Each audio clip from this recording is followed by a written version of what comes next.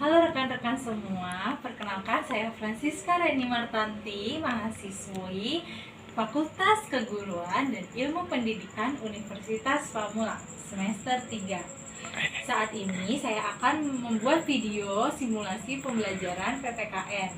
Tujuan dari pembuatan video saya untuk memenuhi penilaian mata kuliah strategi pembelajaran pendidikan kewarganegaraan. Mari kita saksikan.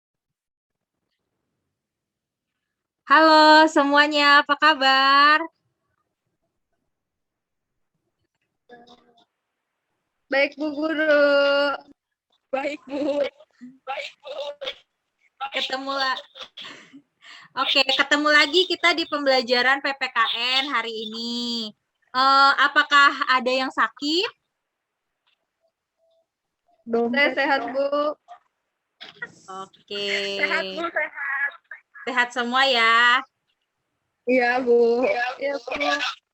Berarti udah siap nih untuk memulai pelajaran hari ini ya. Siap. Siap Bu. Oke, sebelum itu mari kita berdoa terlebih dahulu sebelum kita memulai pembelajaran hari ini. Berdoa menurut kepercayaan masing-masing mulai.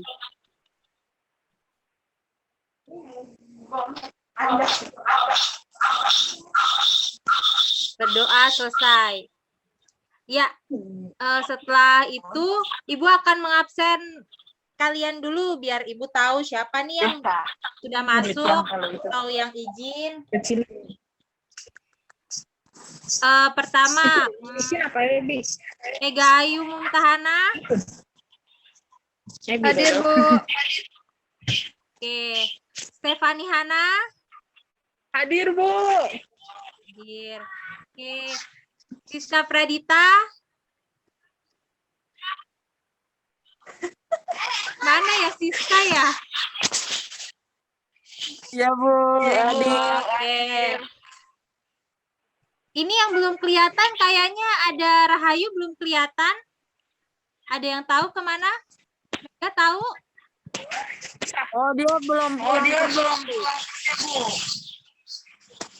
Oh gitu. Oke. Ya nanti Ya biar Bu, Ibu. mungkin masih sibuk sama kerjaannya. Oh iya. Harusnya masuk kelas dulu ya. Oke, hari ini kita akan membahas materi. Sebelumnya, apakah ada yang masih ingat materi sebelumnya itu apa? Materi minggu lalu? Coba Mega apa ya? Materi minggu lalu itu tentang ini Bu, upaya pencegahan konflik yang bersifat SARA Bu. Oke, bagus Mega, masih ingat. Ya,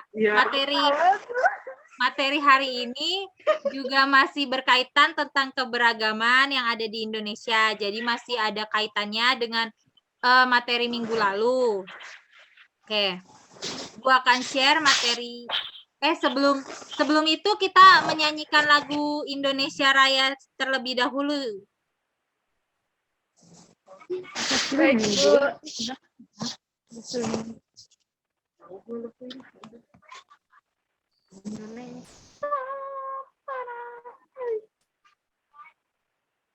Oh iya, lu nggak di.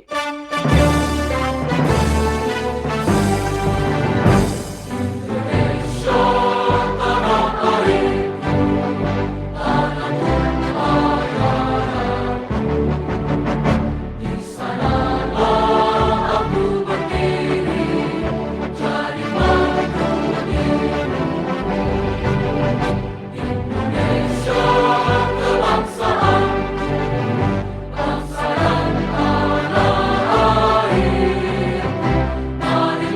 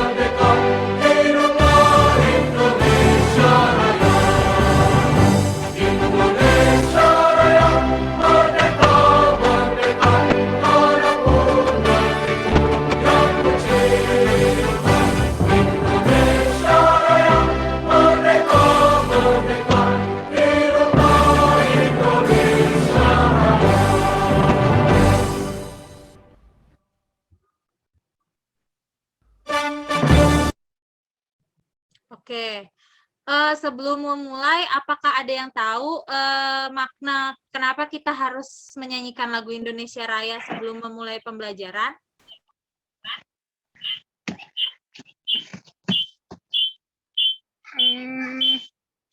Oh, mungkin buat meningkatkan jiwa nasionalisme, Bu.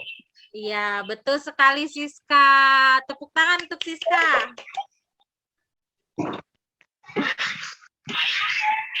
Oke, hari ini kita akan membahas materi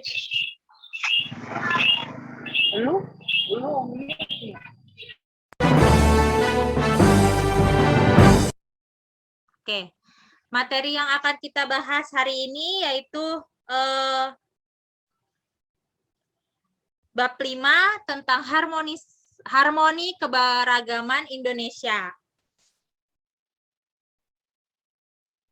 Nah, yang pertemuan pertama ini kita akan membahas makna harmoni dalam keberagaman sosial, budaya, ekonomi, dan gender dalam Bhinneka Tunggal Ika. Ibu akan memberi gambar. Coba ada yang tahu nggak gambar ini tentang apa?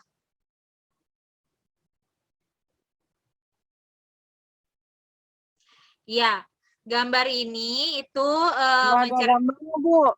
Belum Ya? muncul. Oh, belum muncul.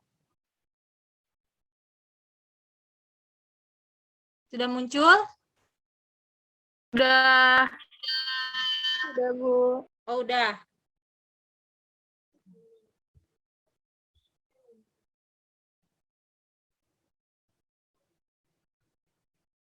Nah, udah muncul?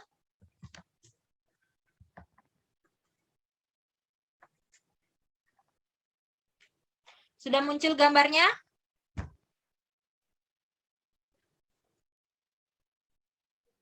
Lagi, udah, Bu. Oke. Sudah, Ya. Bu. Ada yang tahu gambar ini tentang apa nih? Gambar pertama, kedua, dan ketiga ini masih satu makna. Ada yang tahu?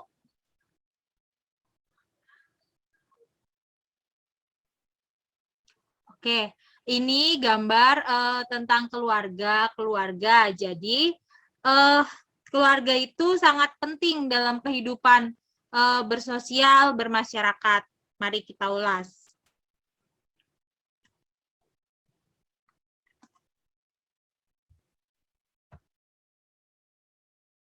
Ya udah lu nggak usah ikut. Oke. Maaf ya, Ibu mentah.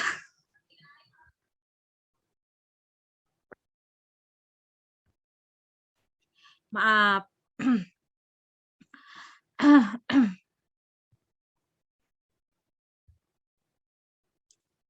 Oke, gambarnya udah muncul ya.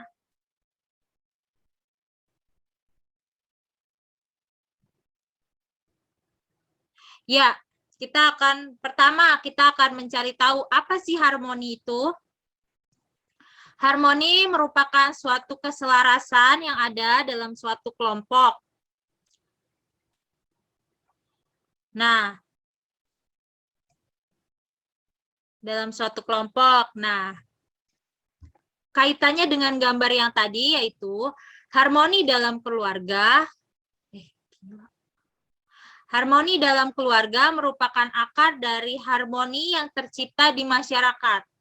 Oleh karena itu, keluarga memiliki peran penting dalam kehidupan. Jadi, seberapa kuatnya kita bisa berdampingan, saling menghargai itu berawal dari keluarga. Kenapa dari keluarga?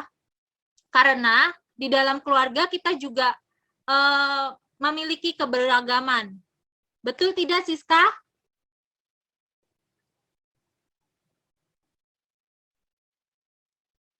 Iya, Bu.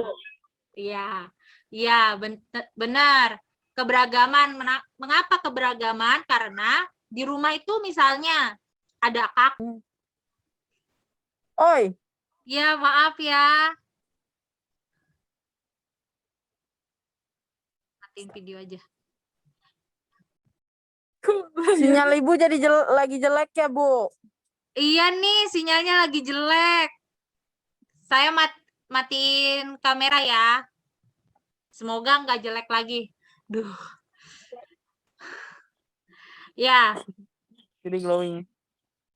ya kenapa tadi meneruskan? Kenapa keluarga itu suatu contoh keberagaman? Karena di dalam keluarga kita tidak hidup sendiri, kita hidup berdampingan dengan kakak, dengan adik, dengan orang tua. Nah, dengan orang tua, dengan kakak, dengan adik, kita pun harus bertoleransi dan menerima banyak perbedaan yang kita miliki. Seperti perbedaan sifat, perbedaan perilaku, yang terkadang membuat kita kadang tidak sama dengan kita. Jadi itulah dalam keluarga juga termasuk harmoni. Karena itu dikatakan keluarga sebagai akar dari harmoni yang tercipta di masyarakat. Ayo, mari kita lanjutkan. Pembahasan materi hari ini yaitu yang pertama, harmoni dalam keberagaman sosial budaya. Yang kedua, harmoni dalam keberagaman ekonomi masyarakat. Yang ketiga, harmoni dalam keberagaman gender dalam masyarakat. Nah, mari kita bahas yang pertama dulu, harmoni dalam keberagaman sosial budaya. Nah, dalam pembahasan ini Ibu akan memutarkan satu video yang akan kalian tonton.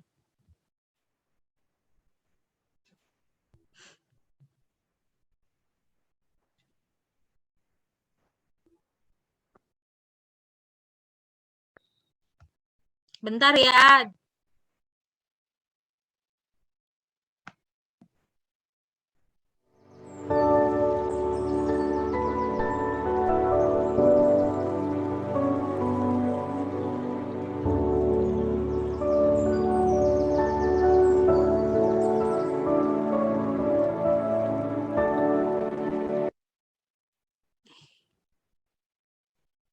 Maaf.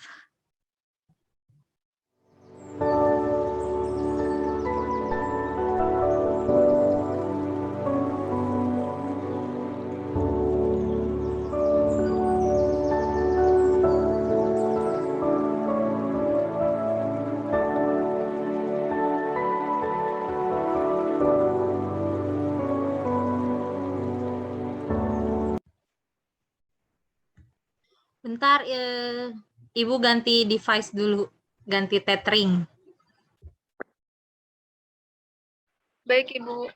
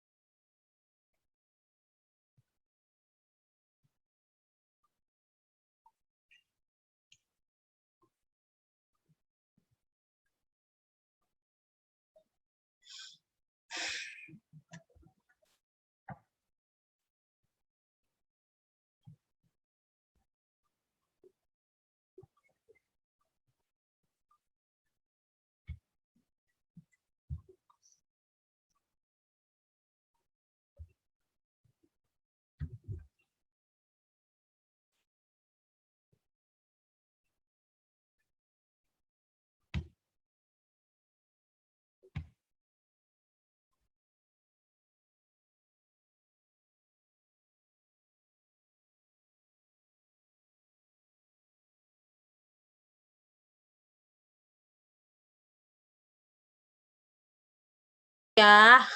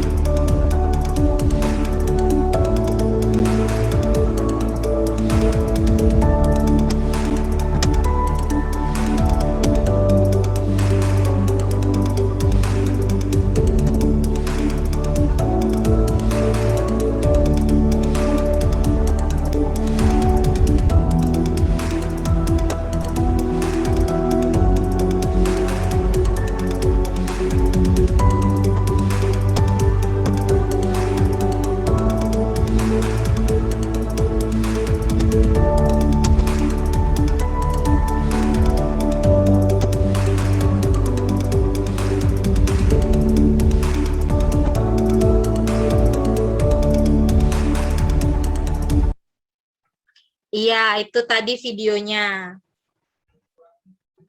Aduh, maaf ya, aku keluar masuk.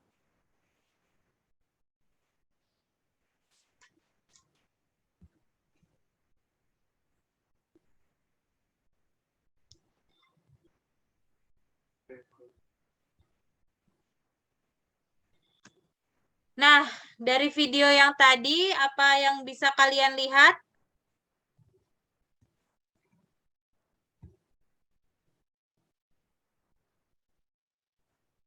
Coba Siska apa? Atau Stefani?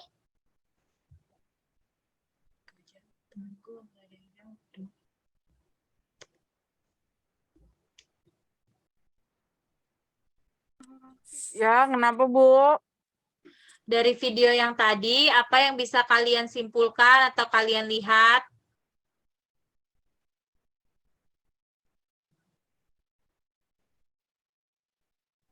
Mungkin berbeda-beda, tapi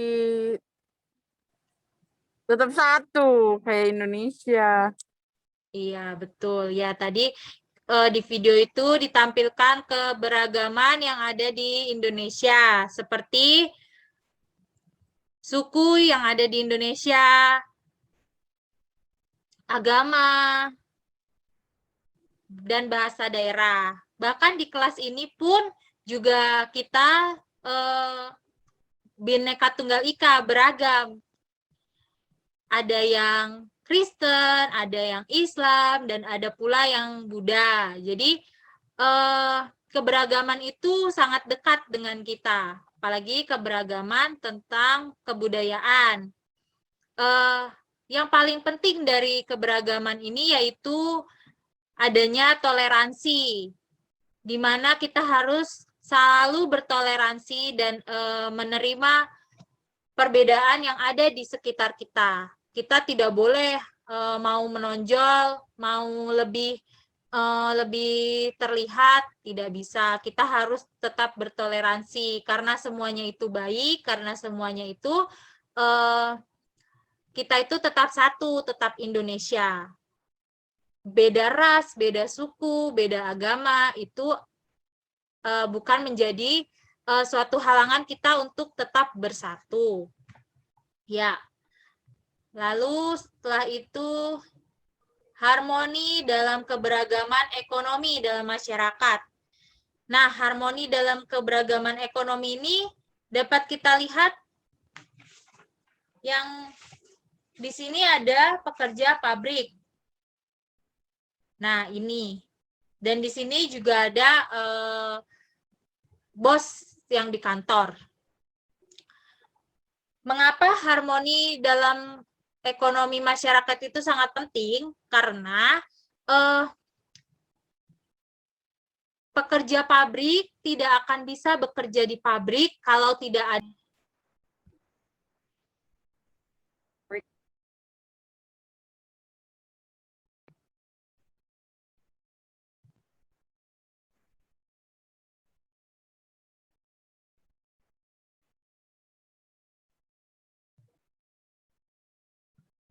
susah langitnya.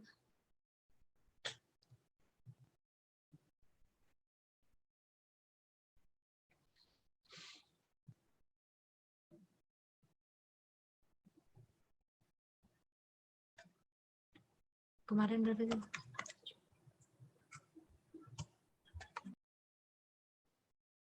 Oke, semoga enggak keluar lagi.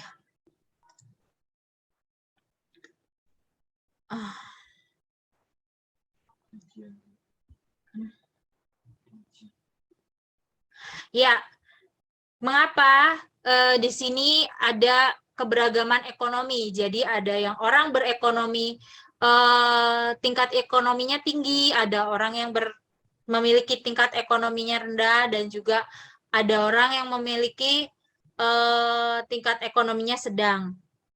Di sini orang-orang itu bersatu padu dalam menjalankan ekonomi suatu negara. Seperti tidak mungkin pekerja di produksi pabrik kalau memiliki pekerjaan kalau tidak ada bos yang memiliki perusahaan.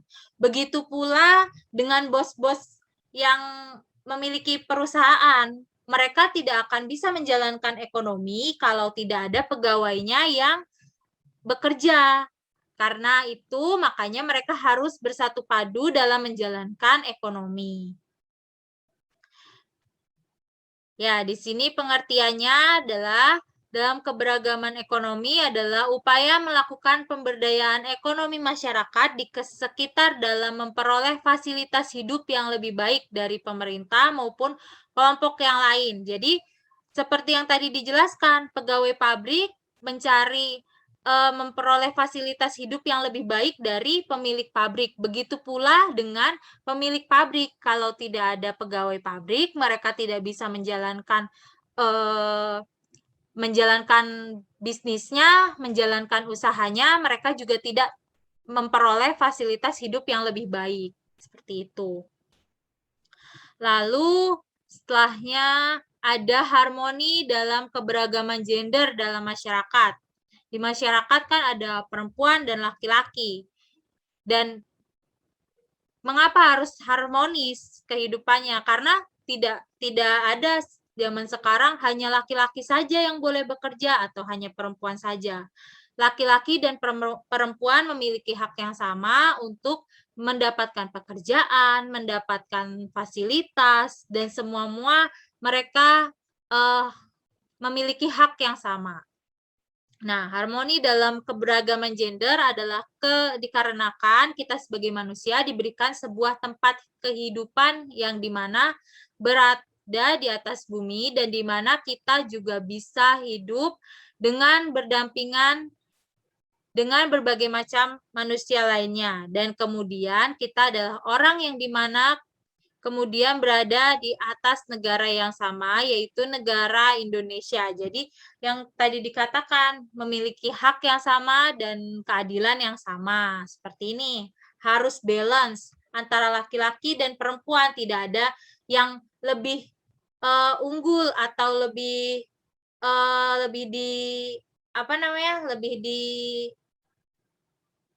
didahulukan. Misalnya laki-laki itu lebih ini karena mereka ya seorang laki-laki, perempuan itu tidak boleh bersekolah, tidak boleh punya pendidikan tinggi. Kan nanti akhirnya hanya di dapur, tidak ada seperti itu. Laki-laki dengan perempuan memiliki kesamaan dalam pekerjaan, dalam pendidikan, karena gender itu bukan kodrat. Yang kodrat itu yaitu kalau perempuan adalah melahirkan, menyusui. Kalau laki-laki mencari nafkah. Tapi perempuan juga bisa untuk mencari nafkah sebagai tambahan untuk keluarganya. Nah, nyampe di sini ada yang mau ditanyakan? Saya cukup, Bu. Oke. Apakah ada yang kurang? Ya, apakah ada yang kurang jelas? Cukup jelas, Bu. Oke, baik. Ya, kalau begitu berarti kesimpulan dari pembelajaran hari ini,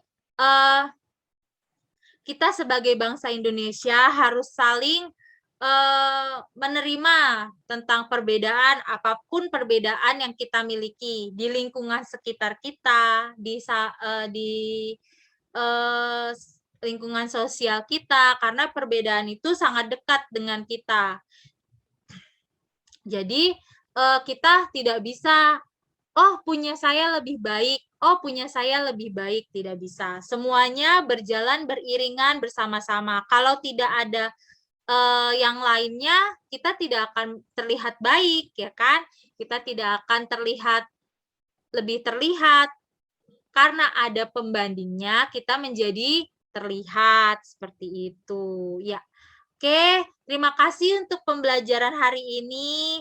Semoga ilmu yang Ibu sampaikan hari ini dapat bermanfaat bagi kalian dan bisa menjadi pembelajaran untuk kalian. Terima kasih anak-anak atas ketertiban kalian selama pembelajaran hari ini. Baik, Bu. Bu, terima kasih kembali.